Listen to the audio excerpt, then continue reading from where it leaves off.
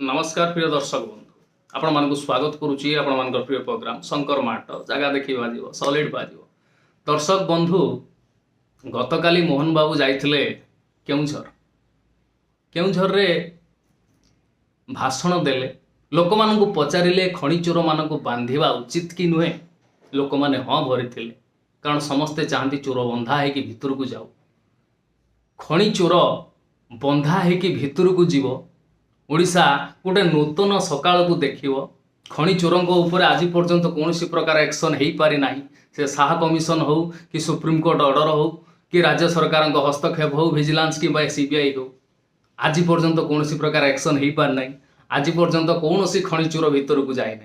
आपण जदि एत बड़ गोटे कथा कहते खଣି चोर मान धरा जेल भितर को पूरा जीव किंतु दुखर विषय ओडिशार आग धाड़ी रे थिबा कौनसी खबर कागज ताकू फ्रंटलाइन ले न्यूज कला नहीं। खुद मुख्यमंत्री जो जिनस को अभियोग को से आणुचंती से अभियोग को ओडिशार कौनसी न्यूज पेपर फ्रंटलाइन कला नहीं। कारण से मानकर इंटरलॉकिंग इंटरएक्टिंग इंटर कनेक्शन अच्छी खଣି माफिया सहित बा खଣି चोरों सहित।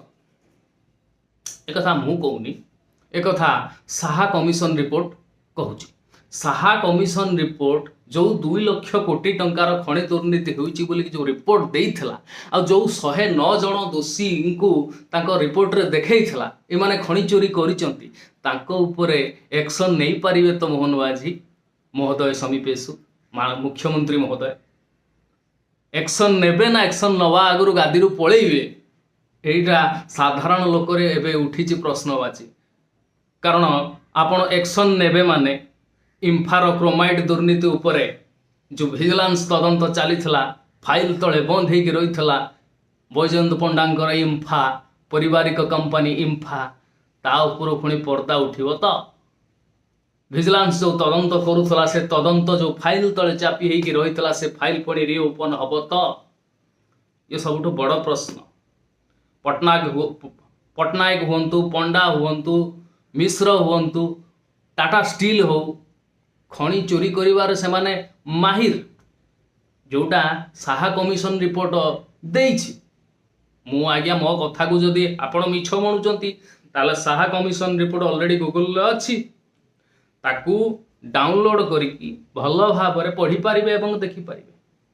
शाह कमिशन रिपोर्ट अनुसार सुप्रीम कोर्ट जो ऑर्डर देइथला 68,000 कोटी टंकार जरिमाना आदाय करने जो निर्देश देइथला खଣି माफिया ठारू से पुणी राज्य सरकार नवीन बाबू को हस्तक्षेप फल 50,000 पुणी छाड़ 50,000 कोटी टंका छाड़ है मात्र 18,000 कोटी टंका से माने भरी थिले। जो खଣି माफिया 50,000 कोटी टंका फाइल आदाय छाड़ा 2 लाख कोटी तो से माने दुर्नीति करिसंती 50,000 कोटी टंका जो फाइन आदाय रु छाड़ होइतला ताकू पुणी आदाय करि परिबे तो जो मानकर छाड़ होइछि से मानकु जेल भितर पूरे पारिबे तो ये सबुठ बड़ प्रश्न। तांकु जेल ले पुरेइबे तांकु धरिबे आउ से तांकु धरिबा आगरु आपणकर मुख्यमंत्री गादी थिबो तो ये भी गोटे सांघातिक प्रश्न। कारण खଣି माफिया बाली माफिया मद माफिया जो सरकार ओडिशा रे चलीछि आउ आगु को चलुथुबो मध्य। कारण ये तीनटा को आपण केबे भी कंट्रोल करि पारिबे नाही। ये बहुत बड़ चैलेंज। आपण जदि तांको ऊपर एक्शन नेबे से माने आपण को ऊपर एक्शन नै जिवे ताहले मोहन बाबू एठु बुझी पारुथिबे आपण जो स्टेटमेंट केन्दुझर रे आपण देई देले खଣି माफिया मान को भितर पुरेइबी कहीं सेटा न्यूज पेपर रो फ्रंट लाइन ले आसिलानी। आपण मुख्यमंत्री खुद मुख्यमंत्री अभियोग करुचंती किंतु मीडिया ताको छापिला नहीं। ताले चिंता करंतु मोहन बाबू आपण अछंती कोउटी आपण को स्थिति कोउटी जदि हिम्मत अछि जदि धरिबे कहउचंती ताले शाह कमिशन रिपोर्ट अनुसार जो 109 जन लिस्टेड हेथिले ब्लैक लिस्टेड से मानको धरंतु से ऊपर एक्शन नियंतु से जेल भीतर को पुरांतु आमे भी देखिबु आपण प्रकृत रे केते दम अछि आपण को कथार। आमे भी देखिबु ओडिशावासी समस्त आमे देखिबु ବାହା ବାହା କରିବୁ ଆପଣଙ୍କ କଥାରେ କେତେ ଦମ ଅଛି ପୁରା ଓଡ଼ିଶା ଜାଣିଯିବ। ଆପଣ କହୁଛନ୍ତି ପିଅନର ପୁଅ, ଠିକ ଅଛି, କିନ୍ତୁ ପିଅନର ପୁଅ ପାଖରେ 2 କୋଟି ଟଙ୍କା ଆସିଲା କୋଉଠୁ?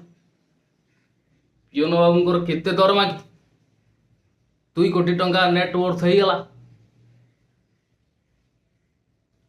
ଆଉ ଆପଣ ଖଣି ଦୁର୍ନୀତି ଉପରେ ପ୍ରହାର କରିବେ, ଖଣି ଚୋରମାନଙ୍କୁ ଭିତରକୁ ପୁରେଇବେ, ଯୋଉ କହିଦେଲେ ସେଟା ପାଣିରେ ଗାର କି ସତରେ ଆପଣ କରିକି ଦେଖେଇବେ, ତାହା ଜନସାଧାରଣ ପୁରା ଚାତକ ଭଳିଆ ଅନେଇକି ଅଛନ୍ତି ଆଜ୍ଞା।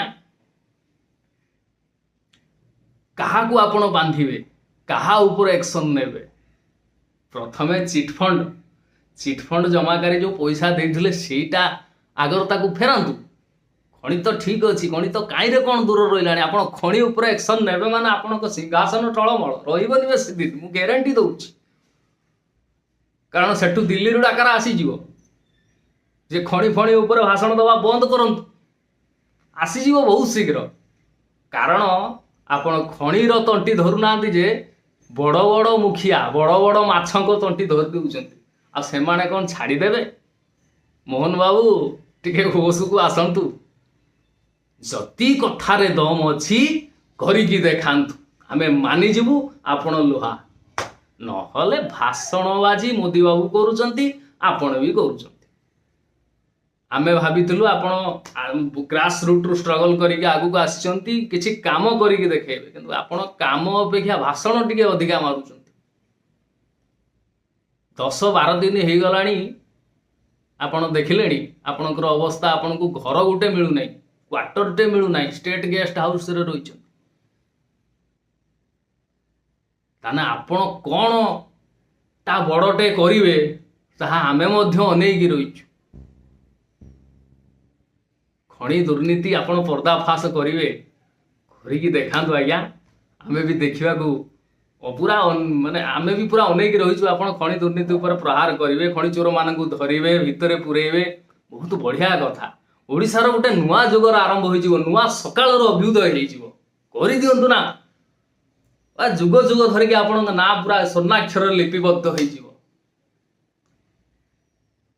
ମୋରାଲ ଅଫ ଦ ଷ୍ଟୋରି ଆଜିର ଶଙ୍କର ମାଡ଼ରେ ଏଇଆ, ହାତୀର ଖାଇବା ଦାନ୍ତ ଗୋଟାଏ, ଦେଖେଇବା ଦାନ୍ତ ଗୋଟାଏ। ହାତୀ ଯୋଉ ଦାନ୍ତଟା ଦେଖାଏ ସେ ଦାନ୍ତରେ ଖାଏନି, ଆଉ ଯୋଉ ଦାନ୍ତରେ ଖାଏ ସେ ଦାନ୍ତ ଦେଖାଏନି। ତେଣୁ ଆପଣ ଯଦି ଚୁପଚାପ ଆକ୍ସନ ନେଇଥାନ୍ତେ, ଗୋଟେ ପରେ ଗୋଟେ ଆରେଷ୍ଟ ହେଇଥାନ୍ତେ, ତାହେଲେ ଆମେ ଜାଣିଥାନ୍ତୁ ଆପଣଙ୍କର ଦମ ଅଛି। ଆପଣ ଖାଲି ଭାଷଣରେ କହିଦେବେ ମୁଁ ଆରେଷ୍ଟ କରିଦେବି, ମୁଁ ଅମକେ କରିଦେବି, ଛତା କରିଦେବି, ଭୋଗ କରିଦେବି, ମଦ ବନ୍ଦ କରିଦେବେ, ନା ବାଲି ମାଫିଆଙ୍କୁ ବନ୍ଦ କରିଦେଇ ପାରିବେ, ନା ଖଣି ମାଫିଆଙ୍କୁ ବନ୍ଦ କରିଦେଇ ପାରିବେ। ଏ 3 ଜଣ ହିଁ ଓଡ଼ିଶାକୁ ଚଲାଉଛନ୍ତି। ଆପଣ କାହା ଉପରେ ଆକ୍ସନ ନେଉଛନ୍ତି ତାହା ଦେଖିବାକୁ ବାକି ରହିଲା। ପୁରା ଜନତା ଅନେଇକି ରହିଛନ୍ତି ଆଜ୍ଞା। ଆପଣ ଯାହା କହିଲେ ଆପଣଙ୍କ କଥାକୁ ଟିକେ ରକ୍ଷା କରନ୍ତୁ, ଏତିକି ଆମର ଆଶା ଏବଂ ବିଶ୍ୱାସ ରହୁଛି ଆଜ୍ଞା। ଇଏ ଥିଲା ଆଜିର ଶଙ୍କର ମାଡ଼। କେମିତି କ'ଣ ଲାଗିଲା ଯଥାଯୋଗ୍ୟ ମତ ଆଉ ମନ୍ତବ୍ୟ ଦେବେ। ଯଦି କାଟିଲା ଖରାପ ଭାବିବେ। ନମସ୍କାର।